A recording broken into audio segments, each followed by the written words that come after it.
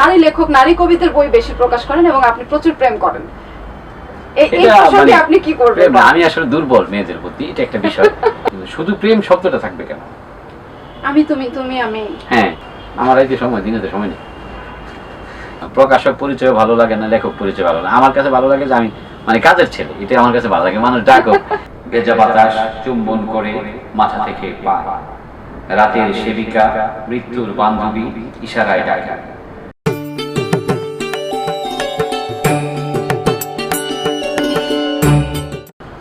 প্রিয় দর্শক, আপনাদেরকে শুভেচ্ছা।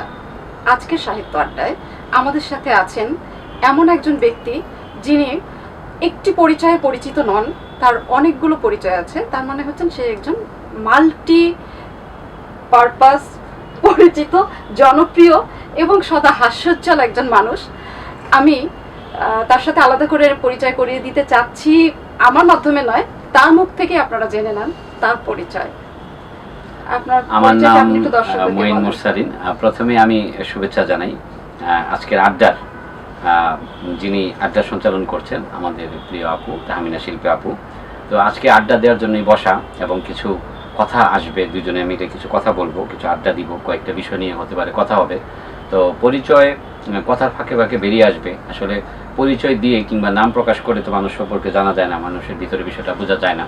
তবে আমার লেখালেখির বয়স প্রায় 20 বছর হয়ে গেল, এবং এই সময়গুলোতে আমার ছড়া, কবিতা, গল্প, উপন্যাস মোটামুটি প্রায় 19টা বই বেরিয়ে গেল এই পর্যন্ত। লেখক হিসাবে আমার এই পরিচয়।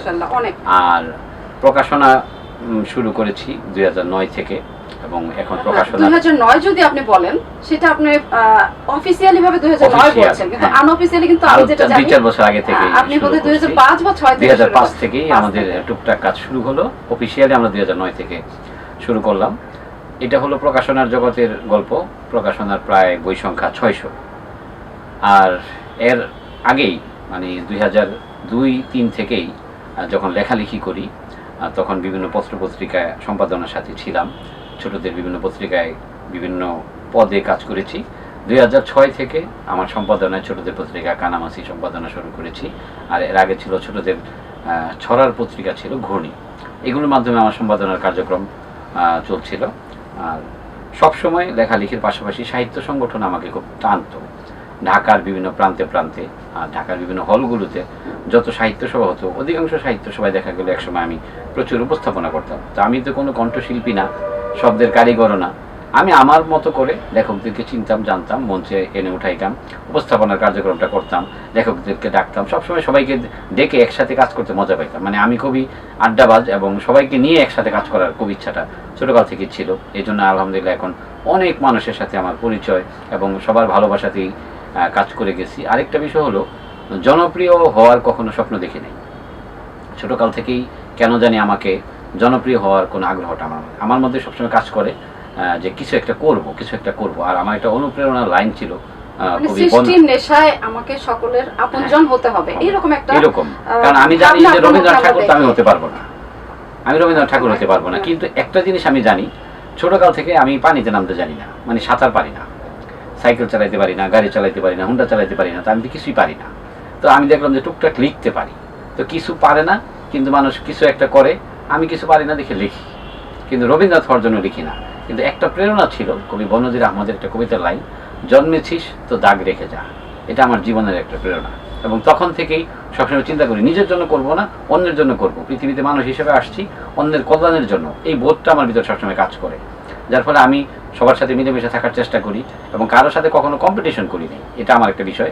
আমি জীবনে কোনোদিন প্রতিযোগিতায় অংশগ্রহণ করি নাই, আমি জীবনে কোনোদিন লটারি কিনি নাই।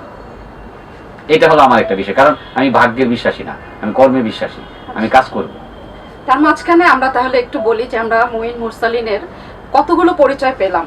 তিনি একজন সংগঠক, একজন সম্পাদক, একজন প্রকাশক, একজন শিশু সাহিত্যিক, একজন কবি, এবং একজন ঔপন্যাসিক, এবং একজন চমৎকার মানুষ, এবং আমাদের খুব আপনজন। এই যে এতগুলো পরিচয়ের মাঝখানে উনি যে একটা কথা বললেন, সেটা হচ্ছে একসময় প্রচলিত ছিল এরকম যে বাবা মা বলতো যে স্কুলের ফাংশনে কি করবি, তুই স্পোর্টসে অংশগ্রহণ করবি, তুই কালচারাল প্রোগ্রাম করবি, তুই গান করবি, তুই নাচ করবি, ও এগুলো কিছুই পারিস না, তো তুই একটা কবিতাই পড়িস। বা তুই একটা কবিতা লিখে দে, এরকম একটা বিষয় ছিল। কিন্তু সেই জায়গা থেকে আমরা মঈন মোরসালিনের কথার মধ্যে একটা কথা পেলাম, জন্মেছিস তো দাগ রেখে যা। এই যে যে দাগ রাখার প্রয়াসে উনি এগিয়ে যাচ্ছেন, আমরা সেখানে তাকে সাধুবাদ জানাই এবং শুভকামনা জানাই।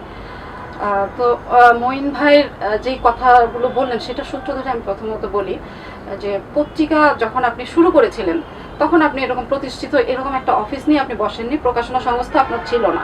তখন কিন্তু পত্রিকা প্রকাশনার জন্য আপনাকে অন্য প্রকাশকের দ্বারস্থ হতে হতো। আপনার সেই সময়ের যে অভিজ্ঞতা, ইতিবাচক হোক বা নেতিবাচক হোক, আমরা একটু সেটা জানতে চাচ্ছি। ধন্যবাদ আপু। পত্রিকার কার্যক্রমটা শুরু করলাম মূলত 2001 থেকে ঘূর্ণি পত্রিকার মাধ্যমে। পরবর্তীতে ছোটদের পত্রিকা কানামাছি থেকে আমাদের মূল উত্থানটা বলবো। তো আমরা তখন মগবাজার রেল লাইনে আড্ডা দিতাম, 4 স্টলে। তো আমরা আরও কিছু মানে আমাদের বন্ধু সার্কেলের ছিল এবং ছোট ভাই ছিল। এর মধ্যে ছোটদের মধ্যে নাফে নজরুল, শাকিল ফারুক, আসলাম আরসালান, এরা 3 জন ছিল সহকারী। আর সিনিয়রদের মধ্যে যে ইমরান বরস, আখতারুজ্জামান রকিব, রাজীব কিষান, ফজলুল হক মিলন, তারা ছিল সিনিয়র বড় ভাই। আমরা রেলগেটে আড্ডা দিতাম। তখন দেখতাম কি যে বিভিন্ন জন সাহিত্য পুরস্কার পায়, বিভিন্নরা পত্রিকা প্রকাশ করে। আবার দেখা গেল কি তখন একটা বিষয় কাজ করতেছিল, আমরা যখন একেবারে প্রথম দিকে লেখালেখি করি 2001, 2, 97, 98, তখন বাংলাদেশে বেশি একটা দৈনিক পত্রিকা ছিল না। 2005, 6, 7-এর দিকে বাংলাদেশে অনেকগুলো পত্রিকা হলো। তখন আমরাও লিখতে লাগলাম, কিন্তু কখনো কখনো লেখার সুযোগ পাইতাম না। কি দেখতাম, এই পত্রিকা সম্পাদকের লেখা ছাপ হয়, ওই পত্রিকায় ওই পত্রিকা সম্পাদকের লেখা ছাপ, এই পত্রিকায় নিজেরা। তখন আমাদের ভিতরে একটা জিদ চাপলো। তা আমাদের তখন কারো পকেটে কিছুই নাই, কিন্তু আমাদের স্বপ্নটা ছিল যে কিছু একটা করি। তখন আমরা রেল লাইনে বসেই সিদ্ধান্ত নিলাম যে আমরা একটা পত্রিকা করব। তখন আমরা কয়েকটা নাম সিলেক্ট করলাম, নামগুলো সিলেক্ট করে শিশু একাডেমিতে গেলাম, ফারুক নওয়াজের কাছে দেখাইলাম যে ভাই আমরা একটা পত্রিকা করতে চাই, নাম কোনটা সিলেক্ট হবে। তখন উনি কানামাছি নামটা সিলেক্ট করে দিল। এটা একটা ইতিহাস যে কানামাছি নামটা ফারুক নওয়াজের দেয়া। আর হ্যান্ডরাইটিং যেটা ছিল কানামাছির হ্যান্ডরাইটিংটা, নামলিটা এটা করেছিল আমাদের ক্যালিগ্রাফি শিল্পী আরিফুর রহমান, বাংলাদেশের প্রখ্যাত একজন ক্যালিগ্রাফি শিল্পী। উনি করে দিছিল। এবং ওনাকে নিয়ে পরবর্তীতে একটা গল্প ছিল। উনি বলতেছিল 5 বছর পরে উনি পত্রিকাটা দেখছে, এর আগে পত্রিকা দেখে নাই। তো 5 বছর পরে আমাদের মোটামুটি একটা পরিচিতি আসছে পত্রিকার মাধ্যমে। উনি বলতেছে যে টাকা না হয় না এই দিলা, পত্রিকাটা তো দিবা। এটা একটা ডায়লগ ছিল ওনার, কারণ ওনাকে অনেক টাকা দিতে হইতো, অনেক সিনিয়র। তো এখনো পর্যন্ত এই ডায়লগটা প্রচলিত আছে। আমরাও যারা এখন লিখছি আমরাও কিন্তু সবার কাছে ওই একটাই দাবি করি যে টাকা না হয় না দিলা, মানে কপি তো পাবে। সেটা খুব মজা লাগছে এই বিষয়টা আসলে বাস্তব। সে আরিফ ভাইয়ের সাথে এখন আমাদের খুব ভালো সম্পর্ক, বড় হওয়ার পরে ওনারা বইমেলায় আসে আমাদের সাথে এখন সম্পর্ক। তখন তো আরো বয়সের ডিফারেন্স বেশি থাকার কারণে ভয় ছিল, এখন আর ভয়টা নাই, এখন বাই বাই হয়ে গেছি। তো পত্রিকা তখন রেল লাইন থেকে শুরু করে আমরা কোনো প্রকাশনার দ্বারস্থ হইনি।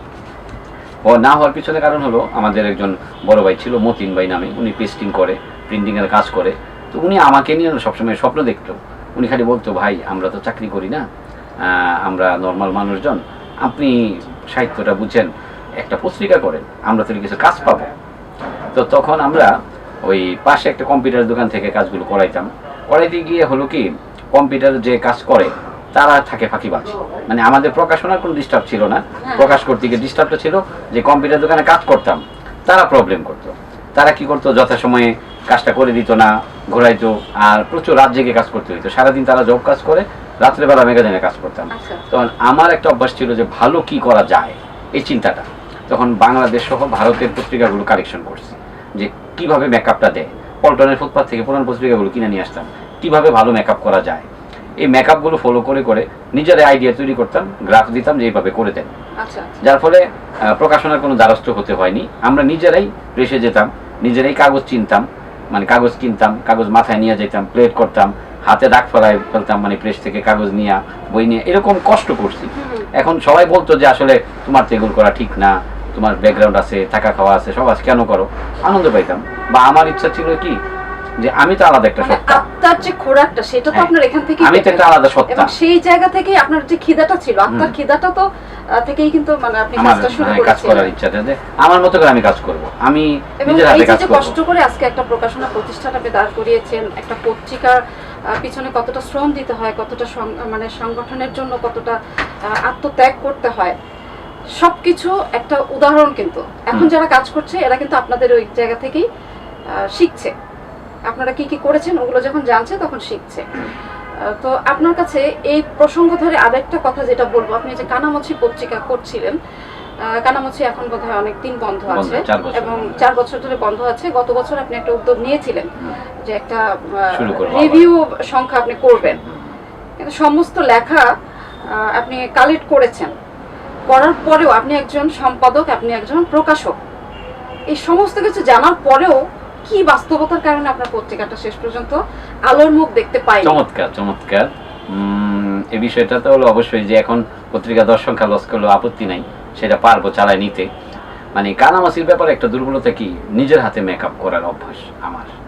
যখন আমরা 2009 আমরা প্রকাশনা শুরু করে দিলাম নিজস্ব অফিস, তখন তো আর বাইরের দোকান থেকে কাজ করাই নেই, নিজেদের অফিসে করছি। তো কানামাছির প্রতিটা সংখ্যা আমার নিজের হাতের গ্রাফ, নিজের হাতের মেকআপ। এখন আমার কাজটা অন্যরা করতে পারে বিভিন্ন কাজ, কানামাছিটা মন চায় না কেন জানি, অন্যের হাত দিয়ে কাজ করে ইচ্ছা করে যে নিজের মতো করে মেকআপ করবো, কিন্তু নিজের ওই সময়টা আর বের করতে পারি না। মানে ভালোবাসাটা, হ্যাঁ, টোটাল ভালোবাসাটা ওটার মধ্যে আপনি দিতে চাচ্ছেন। কারণ আমাদের অফিস থেকে কিন্তু এখন অনেক পত্রিকা ছাপা হয়, বিভিন্ন জনের পত্রিকা ছাপা হচ্ছে, এগুলো কিন্তু যে আমাদের স্বামীমেরা সব করে ফেলতেছে, কিন্তু কানামাছিটা আমি ধরে রাখছি যেটা আমি করবো, কিন্তু আমার আর করার সময় হয়ে ওঠে না। তারপর ইচ্ছা ছিল এই মাস থেকে শুরু করবো। এত পরিচয়ের মাঝখান থেকে আর একটা ওই পরিচয়টা আপনি ছাড়তেও পারবেন না, ওইটার প্রতি আপনার ভালোবাসাটাও রয়ে গেছে। এবং আমরা কি এটাকে আসলে আলোর মুখ দেখতে পাবে? কারণ আমি নিজে আমরা করবো, আমাদের ইচ্ছা ছিল মার্চ মাসেই শুরু করা, এবং এটা যে করে হোক এবার মেলাটা শেষ হোক অন্তত, তারপর থেকে আশা করি করব। আমি কিন্তু ভাবছিলাম যে মেলা আপনি বলবেন না, মেলার ভিতরে সুযোগ নাই, মানে চুল কাটার সময় পাচ্ছি না এখন, পত্রিকা ছাপানো সে কাজ কখন পাই, সত্যি কথা। কারণ অনেক রাতে বের হই, আবার সকাল সকাল বের হই, মানে প্রচুর সময় যায় তো অফিসে, যার ফলে এখন আর চাইলেও সময় পাই না। আর ওই যে দায়িত্ব বোধের বিষয়, মানুষ তো মানে কাজ করে, মানে প্রিন্টিং এর অর্ডার পায় কিংবা ছাপার অর্ডার পায়, বইয়ের অর্ডার পায়, কাজ করে কাজের মতো করে, প্রফেশনাল চিন্তা করে। আমি কাজের ক্ষেত্রে প্রফেশনাল, ঠিক আছে, কিন্তু যখন দায়িত্ব নেই একেবারে নিজের দায়িত্বের মতো করে কাজ করি। আমার নিজের বইটা সম্পাদনাটা আমি করার সময় পাই না, কিন্তু অন্যেরটা আমি ঠিকই সম্পাদনা করতেছি। হ্যাঁ, আপনি এই বিষয়ে খুবই সিনসিয়ার, এইটার কারণে আমার আসলে সময়টা বেশি যায়। আন্তরিকতার সাথে আপনি কাজটা করেন, এটা আমি নিজেই স্বীকার করেছি এবং অনেক জায়গায় আমি বলেছি বা এই করছি, আপনি হয়তো বা জানেন বিষয়টা। কিন্তু লেখক হিসাবে আপনার শুরুটা কিন্তু একেবারেই ছোটবেলা থেকে, তাই না? এই যে যে ছোটবেলা থেকে আপনি বলেন আপনার পারিবারিক যে অবস্থা সম্পর্কে আমরা যতটা জানি, আপনি একজন সম্ভ্রান্ত মুসলিম পরিবারের এবং বড় হয়েছেন একটা ধর্মীয় আবহে, এবং সেই জায়গায় আপনার বাবাকে সবাই সম্ভবত বড় হুজুর নামেই জানে। তো সেই রকম একটা পরিবেশে বড় হওয়ার সাথে কিন্তু আমাদের লেখালেখির যে চর্চার জায়গাটা সেটা কিন্তু একটু বিপরীতমুখী। তো সেখান থেকে আপনি কিভাবে মানে ইন্সপায়ার হলেন লেখার জন্য, বা ওই জায়গাটা আপনাকে কোনোভাবে সহায়ক হয়েছিল কিনা বা কোনো বাধা হয়েছিল কিনা লেখার জন্য? ধন্যবাদ। আসলে এমন একটা বিষয়, এই বিষয়গুলো অনেকে জানে আবার অনেকে জানে না, কেউ জানলে ভালোবাসে, কেউ বা নাক ছিটকায়, বিষয়গুলো এরকমই। আমার কাছে মনে পড়ে যে আমার আগের দৃশ্যগুলো মনে নাই, আমি যখন 5ম শ্রেণীতে পড়ি তখন ওই বিভিন্ন লাইব্রেরি থেকে আমি ছোট ছোট বই কিনতাম, তখন হচ্ছে চাচা চৌধুরী এই কমিক্সগুলো খুব জনপ্রিয় ছিল আমরা যখন ছোট। তারপর হলো ওই যে ঠাকুরমার ঝুলি সহ বিভিন্ন ছোট ছোট বই পাওয়া যেত লাইব্রেরিতে, ওইগুলো পড়তাম। তো একবার হলো কি, আব্বা হঠাৎ করে 5টা বই আমার হাতে পাইলো, পাওয়ার পরে আব্বা খুব মন খারাপ করলো। কারণ এক হলো মানে হুজুর ফ্যামিলি বা ইসলামিক ফ্যামিলি পৃথিবীতে অনেক আছে, আমাদের বাসার মতো এত কঠিন মানে শরীয়ত মাফিক পরিচালনা করার লোক খুব কম, বাস্তব কথা মানে নামাজ রোজা হজ জাকাত ইসলাম কায়েম এগুলো এক বিষয়, আমাদের বাসা হলো পূর্ণ শরীয়তপন্থী একটা পরিবার, যেখানে পর্দার ব্যবস্থা, কোরআন হাদিস সবসময় চর্চার ভিতরে থাকে। এরকম একটা ফ্যামিলিতে কেন জানি আমার বাংলার প্রতি ভালোবাসাটা ছোটকাল থেকে। তো আব্বা যেহেতু বড় হুজুর, সবসময় মানুষকে দিন ইসলাম বুঝায়, ব্যাস কীভাবে যেতে হবে। তো আমার তখন 5টা বই আব্বা হাত থেকে নিয়ে আগুনে পুড়ে ফেলছিল, এটা ছোটকালের কথা। তো আমার মনটা খুব খারাপ হয়ে গেল যে আসলে আব্বা বইগুলো পুড়ে ফেললে। তো আব্বা বইগুলো পড়ার পর আব্বার প্রতি আমার রাগ নাই, কারণ এটা তো ফ্যামিলি ট্রেডিশন, এইভাবে বড় হয়ে আসছি। সেও তার বাবাকে দেখেছে, দাদাকে দেখেছে এরকম না? আব্বা কিছু দেখেনি, আব্বা এতিম ছিল, আব্বা আসলে দেখতেই পারেনি কিছু, মানে একেবারে দাদি মারা গেছে 8 মাসে দেখে, দাদা অল্প বয়সে, মানে আব্বা এতিম ছিল, ঢাকায় এসে মানে অনেক কষ্ট করে বড় হয়েছে আর কি। তো যার ফলে এলাকার মাধ্যমে বড় হয়েছে, এলাকার অনেক দায়িত্ব নিয়ে কাজ করছে ইত্যাদি কারণে এলাকার মানুষ ওনারা বড় হুজুর বানায় ফেলছে। বিভিন্ন সেই ব্যাপার জায়গা থেকে ছিল, উনি আজ মানে বিশাল একটা সম্মানের জায়গায় অনেক কিন্তু আছেন। অনেক কাজ করছে, মানে বাংলাদেশে আল্লাহ তাকে best নসিব আমাদের করুক, আমরা তাকে ইয়ার শ্রদ্ধার জন্য জায়গায় দেখি সবসময়। আমাদের এলাকাবাসীর জন্য, মগবাজার এলাকার জন্য, মধুবাগ এলাকার জন্য মসজিদ, মাদ্রাসা, বাজার, পোস্ট অফিস, ক্লাব, পাঠাগার, মধুবাগ মাঠের কার্যক্রম অনেক রকমের অবদান আছে। আমরা খুশি এমন একটা বাবার সন্তান হতে পেরে। তো আসি, ধারাবাহিকতায় আসি, তো বাংলার প্রতি আমার মনে হয় ভালোবাসাটা তৈরি হলো। আর আমার প্রাথমিক সূচনাটা তো মাদ্রাসা জগতে ছিল। ইন্টার লেভেলটা যেটা, এটাকে বলে আলিম, আলিমা। আলিম আলিম পর্যন্ত আমি মাদ্রাসায় রেগুলার। তো আমার আলিম মাদ্রাসা রেগুলার মানে হলো 2000 সন পর্যন্ত।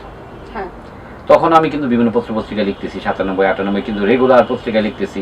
তখন আমি এটা খালু জানতেন না, না, ওনারা বুঝতেনও না, মানে বাসার কেউ তখন বিষয়টা না, জানতোই অবগত না। ছিলেন না। তখন 97-98 তখন থেকে তো আল মাহমুদ ভাইয়ের সাথে পরিচয়, আসাদ চৌধুরীর সাথে পরিচয়, শামসুর রহমানের কাছে যাচ্ছি, কাজী দিন মোহাম্মদ স্যারের কাছে যাচ্ছি, সৈয়দ আলী হাসান জীবিত, দেওয়ান মোহাম্মদ আশরাফ জীবিত, মানে বাংলার বিখ্যাত লেখকরা তখন অনেকেই জীবিত।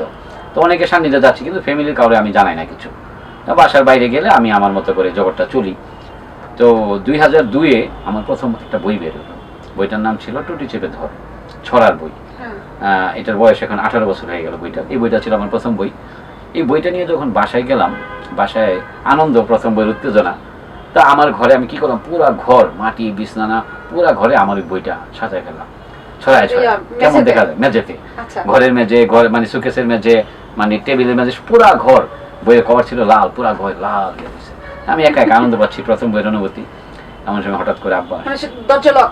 দরজার লোক, এমন সময় আব্বা দরজা টোকা দিল। আব্বা এসে ঘরের ভিতরে দেখে পুরা ঘর ভরা লাল লাল বই। তো ইসলামী শরীয়তের একটা বিষয় আছে যে ছবি অঙ্কনকারী বেহেশতে যাবে না, কিংবা ঘরে ছবি থাকলে ঘরে বেহেশত আসে না, ফেরেশতা আসে না।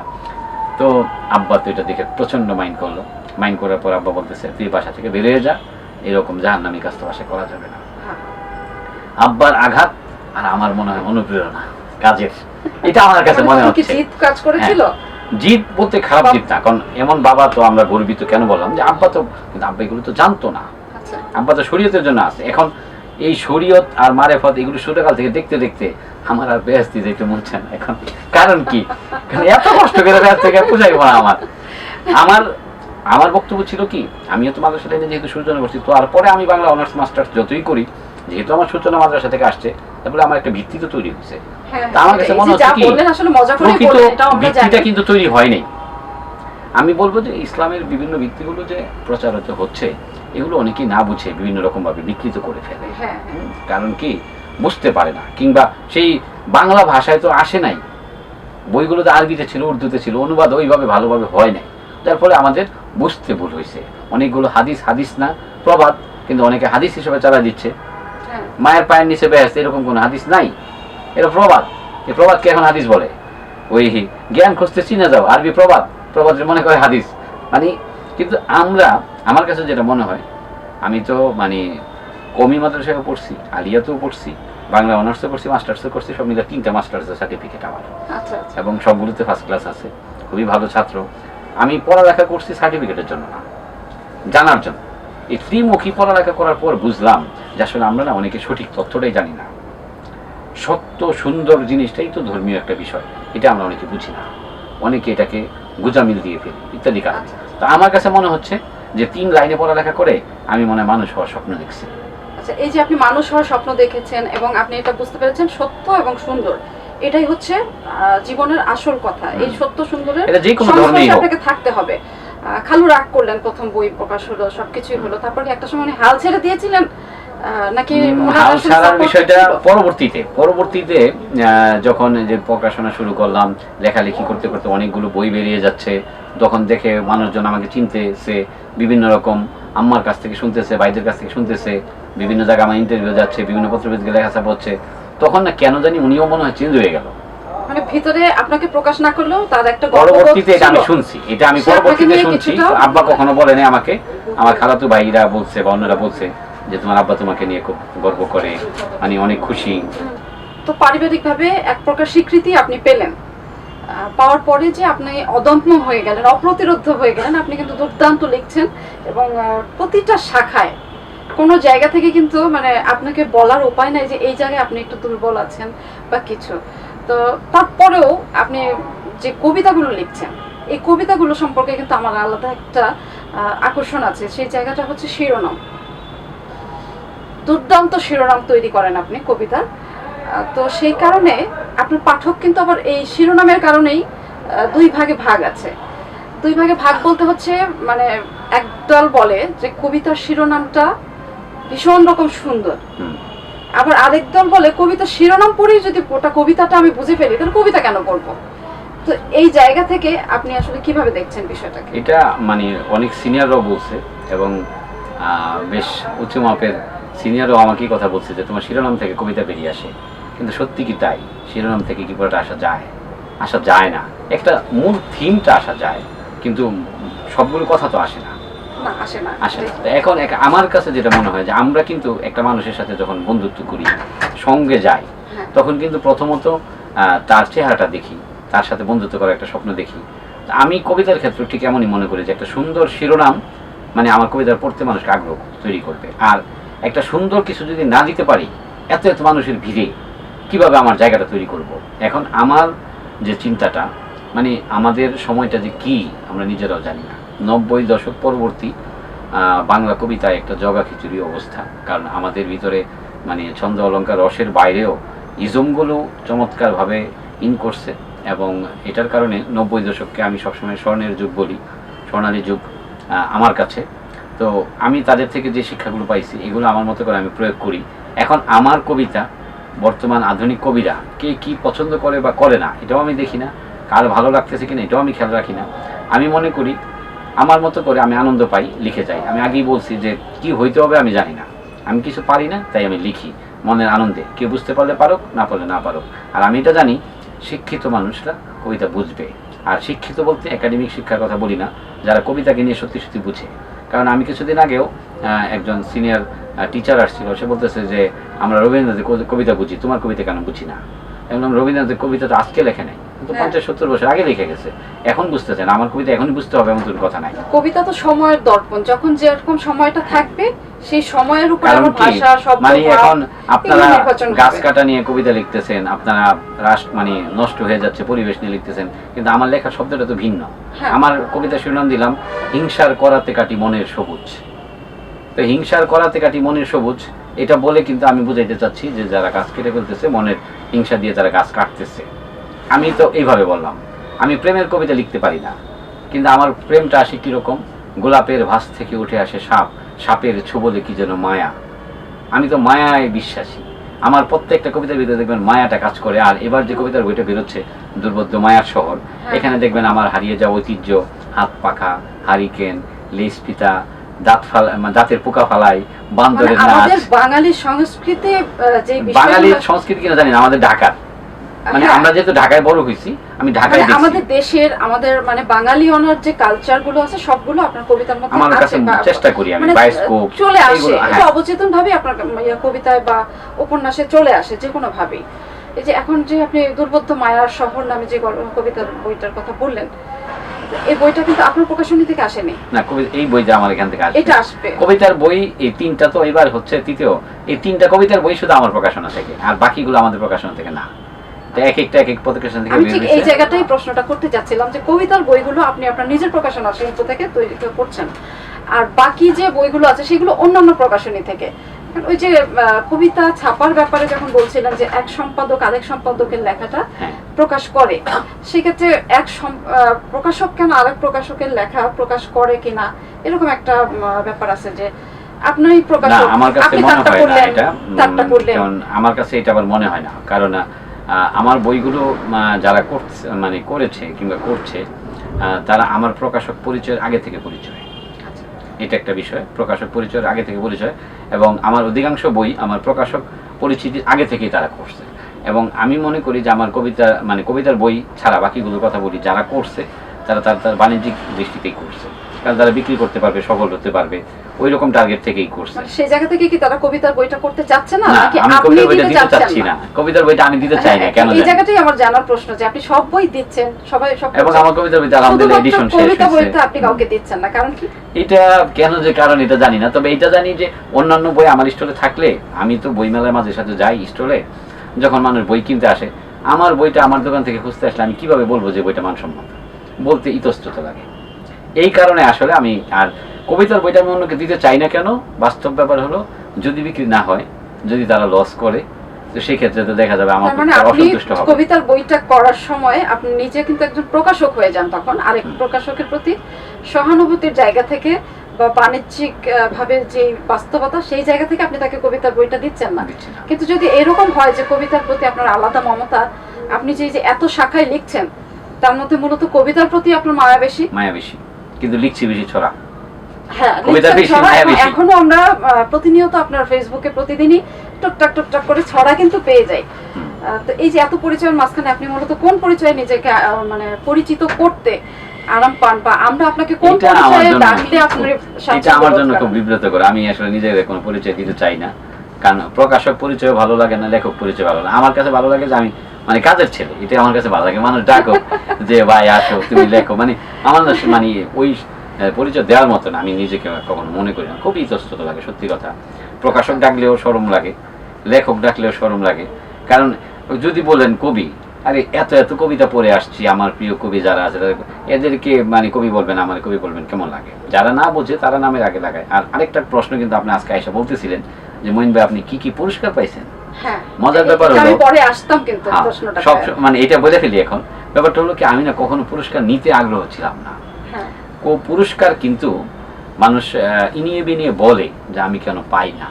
আমি কখনো পুরস্কারের প্রতি লালায়িত ছিলাম না, এবং পুরস্কার আমাকে কখনো টানে না। এবং আমি এরকম একটা ঘটনা জানি যে পুরস্কার দেওয়ার জন্য আপনাকে নির্বাচন করা হয়েছে। হ্যাঁ, কিন্তু আপনি বলেছেন যে কারা পুরস্কারটা দিচ্ছে আমার আগে সেটা জানতে হবে। যে পুরস্কার যারা দিবে তারাও কিন্তু একটা যোগ্যতা নিয়েই দাঁড়াবে। হ্যাঁ, এবং সে যদি যোগ্য হয় তার কাছ থেকে পুরস্কারটা নিতে আপনার ভালো লাগবে, তখন আপত্তি থাকবে না, এরকম একটা বিষয় ছিল। এটা ছিল। আর এরকম অনেক ঘটনা ঘটছে ঢাকার বাইরে বা ঢাকার বিভিন্ন মঞ্চে গেলে দেখা যায় ঢাকার বাইরে থেকে অতিথি আসলে একটা স্মারক সম্মাননা দিয়ে রাখে। দেখা গেল যে লোকটা দিবে প্রধানত আমি তাকে চিনি না।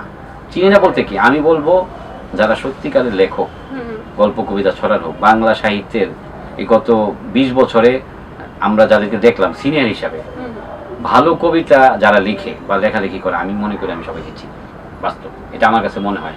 এর বাইরে আমি যদি না চিনি, আমি মনে করবো সে লিখতেই পারে না। হইতে পারে সে কোনো কারণে হঠাৎ বিখ্যাত, প্রচার করে নিজের টাকা পয়সা খরচ করে বিখ্যাত হয়েছে, এইরকম টাইপের। কিন্তু আমার কাছে মনে হয় গত 20 বছরে আমি যাদেরকে দেখে আসছি, কারণ আমি তো ধারাবাহিকতাটা জানি, চর্যাপদ থেকে বর্তমান পর্যন্ত কারা কবিতা লিখতেছে।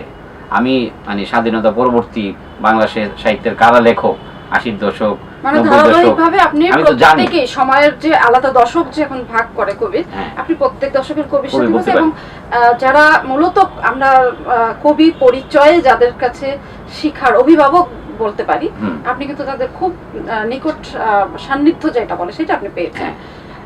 তো সেই ক্ষেত্রে আমি বলতে চাই এই কারণেই যে যারা কবি আমি তাদেরকে চিনি, আমি বলতে চাই।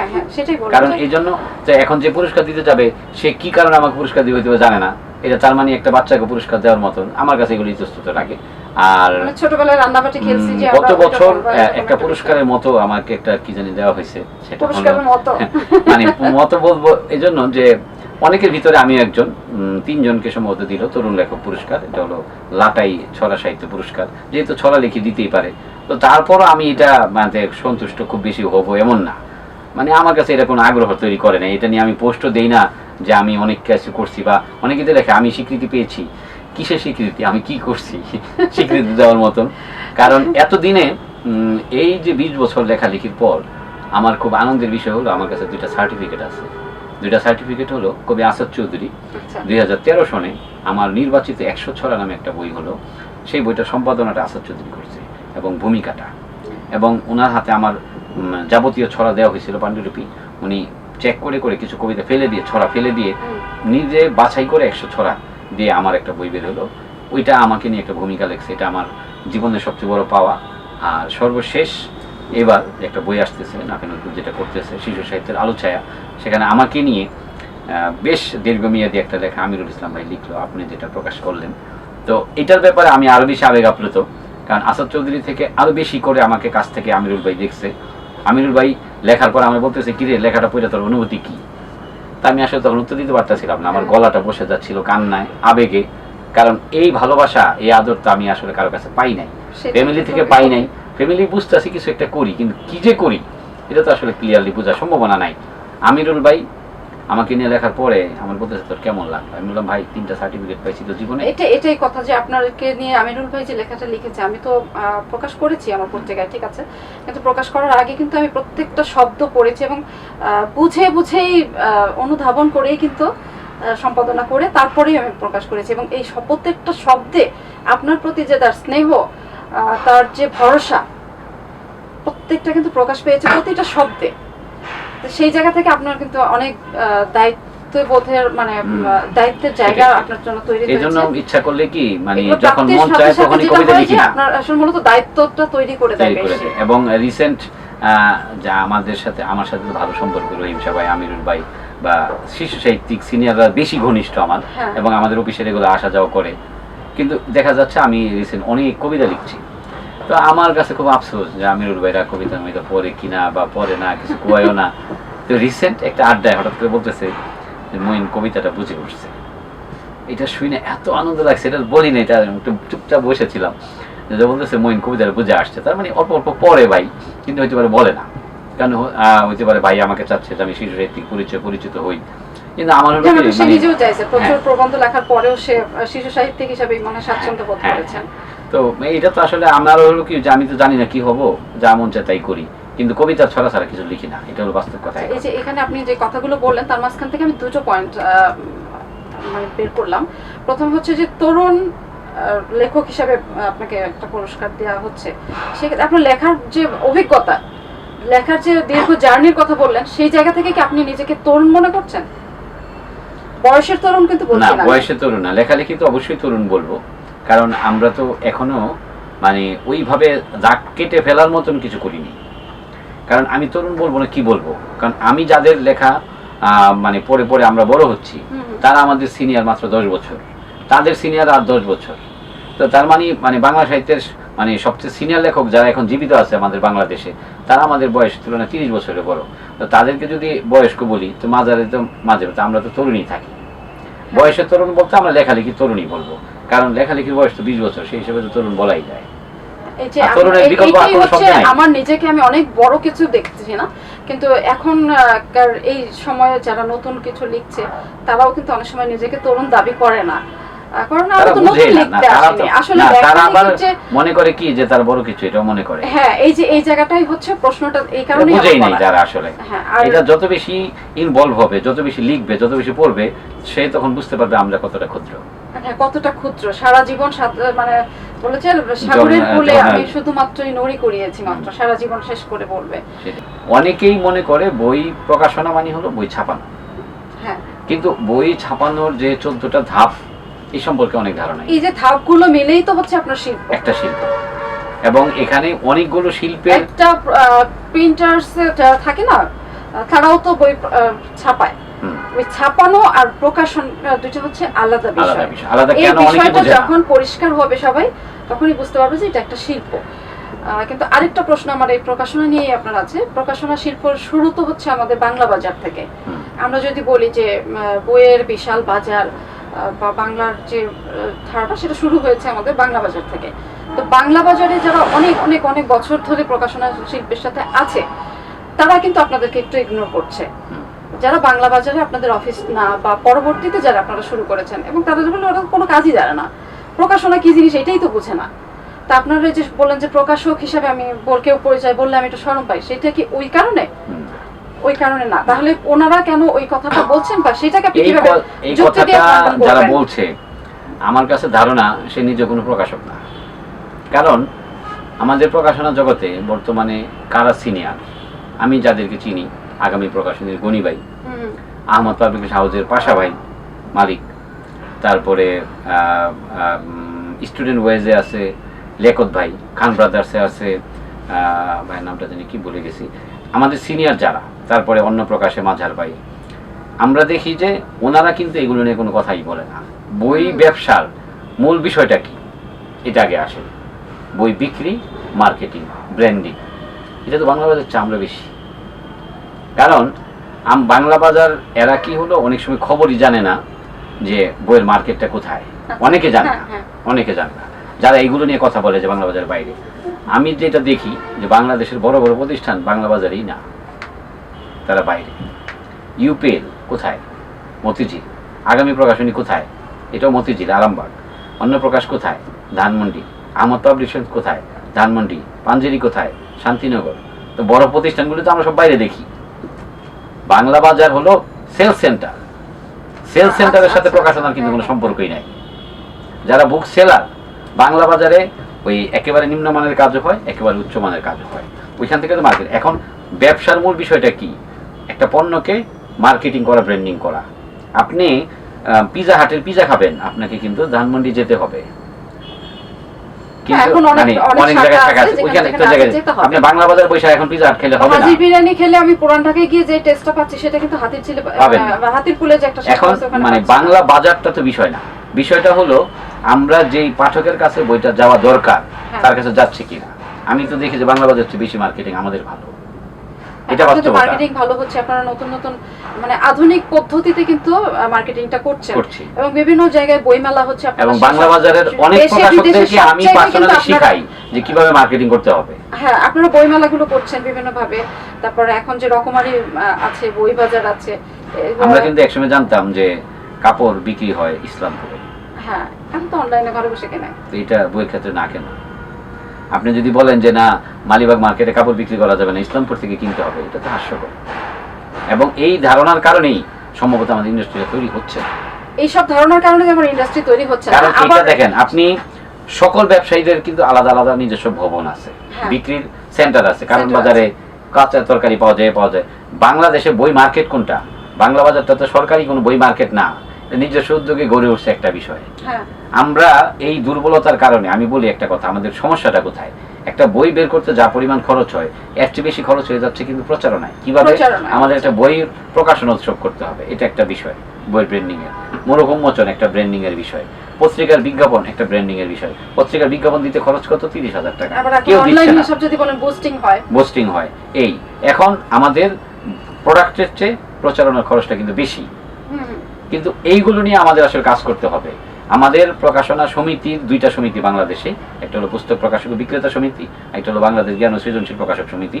দুইটা সমিতি হলো সরকারি স্বীকৃত, এর বাইরে কোনো সমিতি বাংলাদেশে নাই। তো আমাদের 26,000 প্রকাশক আছে বাংলাদেশে, 26,000, কিন্তু সরকারি লাইসেন্স প্রাপ্ত। কিন্তু মানসম্মত পাবেন কিভাবে? আমাদের সৃজনশীলের সমিতির মেম্বার মাত্র তো 206 জন। আপনার প্রতিষ্ঠান কি কোনো সমিতির আওতাভুক্ত আছে? অবশ্যই, আমরা দুইটা সমিতির সাথেই আছি এবং দুইটা সমিতির সাথেই কাজ করতেছি এবং মাত্র 206 জন আমাদের সমিতির মেম্বার। তার মানে 26,000 প্রকাশনা লাইসেন্স আছে, এদেরকে আমরা প্রকাশকই বলতে পারতেছি না। এই 206 এর মধ্যেও আমি বলবো আরো কিছু ফেলে দেন, বাংলাদেশে সব মিলে বলবো 200 প্রকাশনা আছে যারা সারা বছর বই প্রকাশ করে। অনেকেই বইমেলা আসলে লাফালাফি বাড়াবাড়ি, বইমেলার সাথে বইয়ের কি সম্পর্ক? বই তো সারা বছর লাভ খায়, সারা বছর বই পড়ে, সারা বছর পড়বো, এবং আমরা সারা বছর বই প্রকাশ করতেছি।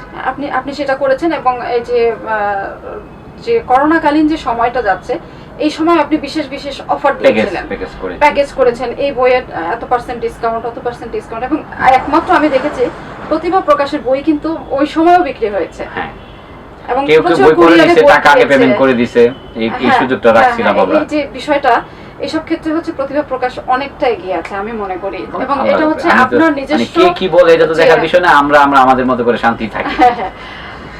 এখনকার আমার যে প্রশ্নটা আপনার, সেটা হচ্ছে একজন লেখক কবি, এই লেখালেখিতে আপনার সম্পাদনা কি সহায়ক নাকি মানে বিরোধ তৈরি করছে কোথাও?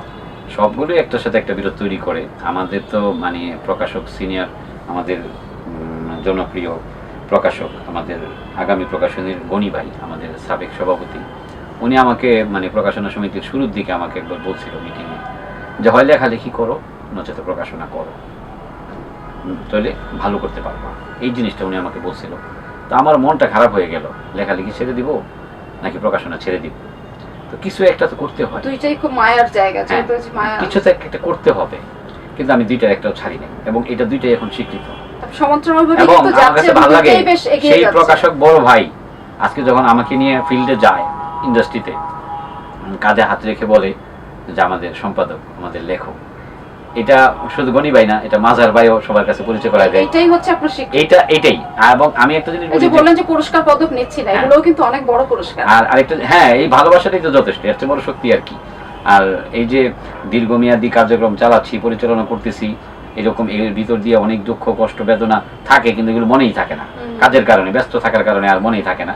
তবে ভালো লাগে যে অন্তত সবার বিশ্বাসটুকু রাখতে পারছি, এবং আমি মানে পারতে কখনো লেখকের সাথে মুখে মুখে কোনো কাজ করি না, সব লিখিত করছি, যার ফলে প্রকাশনার বদনামটা করার সুযোগ নাই। আর এর বাইরে যদি কোনো কথা উঠে, নিশ্চিত নিজেদের ভিতরে ভুল বোঝাবুঝি অতিরিক্ত কিছুর জন্য, নচেত আমি পারতে কখনো কারোর সাথে উপরে উপরে কোনো কাজ করিনি। প্রকাশকের সাথে লেখকের সম্পর্কটা কতটা ভালো হওয়া উচিত, বা কেমিস্ট্রিটা কি পর্যায়ে স্বামী স্ত্রী সম্পর্ক থাকবে, এটা আমি নিশ্চিত। প্রকাশক লেখক মানে স্বামী স্ত্রী সম্পর্ক, দুজনের কখনো অভিমান হবে, কখনো ঝগড়া হবে, আবার একসাথে দীর্ঘ পথ এটাও চলবে। যে না বলে আপনি যদি বলেন যে এটা হচ্ছে মানে অনেকটা প্রেমের মতো। আমি প্রেম বুঝি না, যে এই জন্য প্রেমের কথা আপনি বলি প্রেম না। বুঝেন না। হ্যাঁ, এইখানে আমার একটা প্রশ্ন আছে যে আপনার নামে এটা যদি বলেন যে বদনাম আছে, অথবা যদি আপনি বলেন যে না আপনার এটা প্রশংসা, যে আপনি নারী লেখক, নারী কবিদের বই বেশি প্রকাশ করেন এবং আপনি প্রচুর প্রেম করেন, এই এটা প্রসঙ্গে মানে আপনি কি করবেন? প্রেম না, আমি আসলে দুর্বল মেয়েদের প্রতি, এটা একটা বিষয়। এই দুর্বলতার বিষয়টা কি জানেন, আমি না মানে মেয়েদের মধ্যে কয়েকটা ক্যাটাগরি ভাগ করি। কিছুদেরকে বোনের চোখে দেখি, মানে বড় বোন, আর কিছুগুলো দেখি বন্ধু, আর একটা শ্রেণীকে দেখি গার্লফ্রেন্ড, হতে পারে বয়সে বড়, এটা কোনো বিষয় না। এখন বিষয়টা হলো মেয়ে আর ছেলেদের মধ্যে হলো কি, মেয়েরা ছেলেদের কথাটা শুনতে ভালোবাসে, আর ছেলেরা মেয়েদের কথা। এই ক্ষেত্রে আমি প্রকাশনা করতে গিয়ে ছেলেরা ছেলেদেরকে তো মানতে চায় না কিছু কিছু বিষয়ে। মেয়েদেরকে আপু বলি, ভাই বলি, কিছু একটা বললে ওনারা বুঝে, অন্তবা মানে হয় কাজটা হয় কিংবা হয় না। মেয়েদেরকে অন্তত একটা কথা বললে বিপরীতের প্রতি একটা টান থাকে, হতে পারে এই কারণেই এটা শুনে। আর আমিও যখন কথা বলি, ওই যে বললাম বড় বোনের মতো যখন কথা বলি, মন থেকে বলি, হতে পারে মানে ছেলেরা অনেক সময় কি না বুঝেই বোঝার বান করে, মেয়েরা এইগুলো করে না আমার কাছে মনে হয়। যার ফলে মেয়েদের এই কাজগুলো করতে আমার ভালো লাগে এবং তারা খুব দ্রুত সন্তুষ্ট হয়। আর ছেলেরা মানে তাদের ভুল ত্রুটি এগুলো মানতে চায় না, মানে কেউ কেউ মানে, ওইটা এমন না, সবাই একরকম না। এটা আমাদের সমাজ ব্যবস্থার কারণেই আসলে ওই দাম্ভিকতাটা ছেলেদের কারণ মধ্যে কি, একটু মেয়েদের আছে, যে আদর, মেয়েদের যে ভালোবাসা, ওই যে মায়ের জাত, তো স্নেহময়ী। এই যে রিসেন্ট এক ভদ্র মহিলা আপু, আপু বয়সে আমার ছোট হবে, তারপরে আপু আপুই ডাকি, আপুর সাথে আমার এখনো দেখা হয়নি, এবং আপু একটা বইয়ের দায়িত্ব দিল, এবং আপু তেমন কথাই বলে না আমার সাথে, হুটহাট কথা হলো, কাজ হয়ে গেল, বই ছাপা হয়ে গেল। বই ছাপা হওয়ার পরে ছবি দেখার পরে আপা স্বরূপে ফিরে আসলো। উনি প্রায় মানে আনন্দে, মানে কি যে পড়তেছে এখন আমাকে নিয়ে, মানে ফেসবুকে আমাকে নিয়ে বিশাল স্ট্যাটাস দিচ্ছে। সম্ভবত এই বইয়ের বদৌলতে আপনি কিন্তু মডেলও হয়েছেন। এটাকে মডেল বলা যায় না, মানে মানে একটা মানুষ যেহেতু দূরে থাকে, তাকে বইটা দেখানো যে বইটা বের হয়েছে, তো উনি দেখা গেল এখন তার আনন্দটা প্রকাশ করতেছে। কিন্তু অনেক প্রকাশক করে না, আমি সেই জায়গাটাতেই আসছি যে আপনি নিজে একজন নতুন, আমি বলবো যে সে তো একজন নব্য লেখক, একেবারেই নতুন লেখক, এটা তার প্রথম বই, তার আবেগটাকে ধরে রেখে আপনি তাকে খুব কাছের মনে করে তাকে যে বইটা দেখানোর জন্য বইটা ধরলেন, এটা কিন্তু অনেক প্রকাশক এটা করবে না, কারণ সে মনে করবে আমি প্রকাশক, আমি কেন এই কাজটা করতে যাব। এটা অনেক প্রকাশক করে আসলে কি, সেই জায়গা থেকে লেখক এবং প্রকাশকের সম্পর্কটা এতটাই আন্তরিক হওয়া উচিত, যেটা আপনি দেখান। এখন আমার এই ক্ষেত্রে বলি, আমি মনে করি একটা বই বের হওয়ার পর আমার প্রকাশনা থেকে লেখক যতটুকু না খুশি, হচ্ছে বেশি আমি খুশি। এটা কেন আমি বুঝাইতে পারি না, এটা আমি নিজেও ফিল করি। কারণ আমি যে কারো বই হোক, প্রতিভা প্রকাশ থেকে একটা বই এবং আমার হাত দিয়ে একটা বই হওয়ার পর আমার কাছে যে ভালোবাসা, আমার মনে হয় না লেখকের এই ভালোবাসা নিজের প্রতি আসে, কেন জানি হয়, এটা আমি জানি না। আর এর জন্যই মানে স্বামী স্ত্রী সম্পর্কের সাথে তুলনাটা করলাম। কখনো কখনো মান অভিমান হতে পারে, কিন্তু বুঝায় বলতে হয়। মঈন মুরসালিন একজন খুব ভালো লেখক, খুব ভালো কবি, ছড়াকার এবং একজন আন্তরিক প্রকাশক, কিন্তু সে লেখকদেরকে যে দৃষ্টিতে দেখে, একজন প্রকাশক এবং লেখকের সম্পর্কটা থাকে না, একেবারেই পারিবারিক একটা সম্পর্ক তৈরি করে ফেলে। এবং প্রতিভা প্রকাশ কিন্তু একটি পরিবার, এবং আমি নিজেও এই পরিবারের একজন সদস্য, এবং দীর্ঘদিন আমি মঈন মুরসালিনের সাথে কাজ করছি, কয়েক বছর, এবং সেই জায়গা থেকে আমি সম্পূর্ণভাবে নির্ভরশীল একজন লোক এবং নির্ভরশীল একজন প্রকাশনা প্রতিষ্ঠান হিসাবে প্রতিভাকে দেখছি। এই প্রতিভা প্রকাশ থেকে এই বছরের বইমেলায় কতগুলো বই আসছে এটা জানতে চাচ্ছি। কাজ তো চলমান, এখনো সিদ্ধান্ত বলা যাবে না, তবে এই মুহূর্তে আমার কাছে মনে হচ্ছে আনুমানিক যেটা 55টার মতো হতে পারে। 55, এই দুর্যোগের দিনেও 55টা কিন্তু অনেক মানে দুর্যোগের দিনটা তো আসলে যারা দুর্যোগ মনে করে তাদের কাছে এখনো দুর্যোগ আছে, আমার কাছে দুর্যোগের দিনই মনে হয়নি। কারণটা কি, আমার কাছে মনে হচ্ছে লকডাউনের ভিতরে আমি ভালো বই বিক্রি করতে পারছি এবং লকডাউন পরবর্তীতেও আমাদের প্রকাশনার ভালো বই বিক্রি হয়েছে। আমি আসলে ওই যে কথাটা বলতেছিল কিছুক্ষণ আগে সোহাগ ভাই, যে বইয়ের বিষয়টা নিয়ে কথা বলা, যে বইটা মানুষ চায়, আপনি যতই গল্প লেখেন, আমি আপনার কবিতা হলে দিলেন পড়ি, গল্পটা আমার আগ্রহ হয়, পড়ার সময় হয় না, আগ্রহটা কেন আমি আপনাকে কবিতায় কবি হিসাবে আমি আপনাকে সাপোর্ট করি, বাস্তব কথা হলো এটা আপনার। এবং যে এবারও আপনি বই করার সময় আমাকে প্রথমে ফোনে বলছেন যে আপা এবার একটা কবিতার বই করি, আপনার একটু পাণ্ডুলিপি পাঠান। এখন আপনার কবিতাগুলো কিন্তু আমি পড়বো বা আমি পড়ি, তো এরকম পাঠকদেরও তো একটা রুচি আছে, মানে রুচি অনুযায়ী যদি বই করা যায়, বিষয়ভিত্তিক বই করা যায়, রুচি অনুযায়ী বই করা যায়, তখন কিন্তু মানুষ বই কেনে। এখন একটা জিনিস খেয়াল করেন, বাংলা সাহিত্যের শ্রেষ্ঠ লেখক কবি আল মাহমুদ, সে বিশাল, আমি আগে বলছিলাম মানে অফলাইনে, সেটা হলো আল মাহমুদ বাংলা সাহিত্যের একজন বিখ্যাত গল্পকার বা উপন্যাসিক, কিন্তু এটাকে প্রমাণ করতে পারবেন আপনি বলে প্রমাণ করতে পারবেন না, যেহেতু তার কাজটাই সেই ক্ষেত্রে আপনাকে একটা বই পড়তে হবে, আল মাহমুদের উপন্যাস বিষয়ে চিন্তা, তার সৃষ্টিকে জানতে হবে, মানে থিসিস তাকে নিয়ে ডক্টরেট করছে ভদ্রলোক ডক্টর ইয়াহিয়া মান্নান, ওই থিসিসটা কিন্তু আমার প্রকাশনা থেকে বের করলাম দায়িত্ববোধ থেকে। আপনি শরৎ সাহিত্যে একটা বই করছি, ব্যক্তি ও নারী, ওই শরৎ সাহিত্যে কি কি নারীদের ইতিহাস আসছে বা তথ্য আসছে, চরিত্রগুলো আসছে, এটা নিয়ে একটা থিসিস আমরা প্রকাশ করছি। তারপরে আমাদের প্রকাশনা থেকে সিলেটের অভিধান, নোয়াখালীর অভিধান, মিডিয়া বিষয়ক 5-6টা বই, মানে বিদেশি কবিতার অনুবাদ, মানে এই যে আঞ্চলিক ইতিহাস, এই যে কাজগুলো আমি করতে চাইলাম আগ্রহ নিয়ে, এগুলো মানুষ পড়তে চায়। এবং এমন অনেক বই আছে যেগুলো 2-3বার করে এডিশন করে ফেললাম। এবং এভাবেই বলেন যে এই বিষয়ের উপরে কিছু লেখেন, আপা একটা কাজ দিচ্ছি আপনাকে, এটা যারা বুঝে তারা লিখে দেয়। এখন রিসেন্ট আমরা এবার যে কাজগুলো করছি, মানে অনেকগুলো বিষয় তো আমরা প্রচার তো হবে আরো পরে, তো আমরা বিজ্ঞাপনে যাচ্ছিলাম না, তারপরে এখানে বলে রাখি, সমস্যা হবে না। সেটা হলো বাংলাদেশের আমরা কি করি, একটা বিদেশি বই বেরোচ্ছে, হিট বইটা নিয়ে টানাটানি করে অনুবাদ হয়ে যাচ্ছে, কিন্তু অসাধারণ কিছু বিষয়, এই বিষয়টা কিন্তু অনেক ভাবি না। কালকে রাত্রেও আমিরুল ভাইয়ের সাথে এই বিষয়টা নিয়ে কথা হচ্ছিল যে বিখ্যাত এবং জনপ্রিয়, আমরা জনপ্রিয় ধারা পিছনে অনেকে ছুটি, কিন্তু আমি চাই বিখ্যাত কিছু কাজ করতে। যেমন এবার একটা কাজ করতেছি, সেটা হলো ইয়েমেনের একটা মেয়ে, 10 বছরের মেয়ে, 10 বছর বয়সে সে বিধবা হয়েছে এবং 10 বছর বয়সে তার বিয়ে হয়েছে, তাকে নিয়ে ওই একটা বই বেরিয়েছে, আই এম নুজুদ, বইটার নাম আই এম নুজুদ। এই বইটা পৃথিবীর 20টা দেশে অনুবাদ হয়েছে, 20 বাংলাদেশে অনুবাদ হয়নি। এই বইটা এবার প্রতিভা প্রকাশ থেকে বেরোচ্ছে, একটা এক্সক্লুসিভ বই। তো এই বইটা বের হলে তো সারা জাগবেই, এটা আমরা বিভিন্ন কারণে এখন প্রচারণা যাচ্ছে না, করব। তারপর আমার খুব ইচ্ছা ছিল যে গুহার ভিতরে যে বিভিন্ন চিত্র থাকে বিভিন্ন গুহাতে, প্রাচীন গুহাতে, হ্যাঁ, তো এই গুহা চিত্র নিয়ে বাংলা সাহিত্যে কোনো বই নেই। কারণ আমি মাহফুজুর রহমান ভাইকে দিয়ে একটা পাণ্ডুলিপি তৈরি করলাম, প্রাগৈতিহাসিক গুহা চিত্র। তা আমি তো জানি বইটা মানুষ কিনবেই, তো বই যদি এইভাবে বাছাই করে করে করি, কিনবে না কেন? এই যে গতবার টিপু সুলতানের বংশধরের ইতিহাস নিয়ে বই করলাম, টালিগঞ্জের নবাব চলছে, তারপর দিল্লির মুসলিম সালতানাত, দুটো বিষয় নিয়ে কথা বলেছেন যেটা আমরা এখন মানে বলতে চাচ্ছি না। আচ্ছা, তো বলে দিলে ওইটা আমরা ভবিষ্যতের কাজটা নিয়ে নাই বলি। তো এইরকম আমরা চেষ্টা করি যে সাহিত্যের, নাটকের, প্রবন্ধের, গবেষণার, মানে এইগুলো বইগুলো যদি আমরা ধীরে ধীরে মানুষের কাছে দিই। স্বাস্থ্য বিষয়ক বই আছে, রান্নার বিষয়ক বই আছে, এবারও আমাদের স্বাস্থ্য বিষয়ক বই বেরোচ্ছে, প্র্যাকটিস অফ হোমিও মেডিসিন। এই তো এইরকম বিষয়ভিত্তিক বইগুলো যদি করি, গল্প, কবিতা, উপন্যাসের পাশাপাশি, তখন দেখা যায় কি সব মিলিয়ে কিছু না কিছু মানুষ কিনে, তার ফলে একটা ধারাবাহিকতা থেকে যায়। আচ্ছা, এখানে অনেকে হতাশ হলেও আপনি কিন্তু প্রচন্ড আশাবাদী, কারণ আপনি আসলে মানে বৈচিত্র্যের কিছু পড়া, কিছু বই উপহার দিতে চাচ্ছেন পাঠকদেরকে, এবং পাঠক সেভাবে আপনাকে সাড়া দেয়, আপনার ডাকে সাড়া দেয়। তো যেহেতু আগেই বলছিলাম আপনার কবিতা এবং কবিতার শিরোনাম যেটা পাঠকদেরকে খুব বেশি আকর্ষণ করে, এবং আমি যদি বলি যে একজন লেখক কবি বাদেও আমি একজন পাঠক, তখন কিন্তু আমি আপনার কবিতার খুব ভক্ত। আপনি যেমন বললেন যে আপনার কবিতা হলে আমি পড়ি, আমিও কিন্তু সামনে যখন আপনার কবিতা আসে তখন পড়ি, এবং আমি এটা মানে ব্যক্তিগতভাবে অনুভব করি যে আপনার কিন্তু সমস্ত লেখার পরেও, আপনার সমস্ত পরিচয়ের বাইরেও আপনি কবিতার প্রতি আলাদা একটা মনোযোগ আপনার আছে, একটা আলাদা মায়া আছে। সেক্ষেত্রে আমি তো বলবো যে অবশ্যই আজকে একটা কবিতা না শুনে আমি যাব না। এবং দর্শকদের কাছ থেকে একটু বিদায় নিয়ে আমরা কিন্তু মঈন মুরসালিনের কবিতা শুনতে শুনতে বিদায় নিব। এবং আজকে বেঁচে থাকলে আমরা আরেকদিন আড্ডা দিব।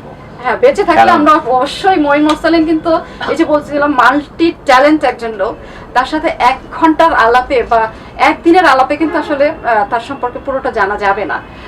এরপরেও আবার জানতে এবং অন্যান্য আরো অতিথি সম্পর্কে জানতে থাকবেন টেলিভিশন আড্ডাবাড়ির সাথে এবং দেখতে থাকবেন। আর এখন আমরা শুনবো মঈন মুরসালিনের কবিতা। আমি যে কবিতার পাঠ করছি, কবিতার শিরোনাম ভাতের গন্ধের মতো সকালের আহ্বান। আজ প্রাপ্তবয়স্কা চাঁদের 16 কলা পূর্ণ হবে। আমি উদাসী সুগন্ধি মোমের আলো, লোভী মানুষের মিথ্যে চোখগুলো যখন আলোর প্রশস্তি গায়, সেই গানের কোলাহলে অভিমান করে বাতাস। কালো মলাটের মধ্য থেকে সাদা পাতাগুলো কেঁপে কেঁপে উঠে মন খারাপের উদাহরণ হয়ে। ভেজা বাতাস চুম্বন করে মাথা থেকে পা। রাতের সেবিকা মৃত্যুর বান্ধবী ইশারায় ডাকে। যুবতী চাঁদের আঁচল খসে পড়ার সময় হয়েছে। ভাতের গন্ধের মতো সকালের আহ্বান। আমি হাঁটতে শুরু করেছি অনিশ্চিত সময়ের পথে।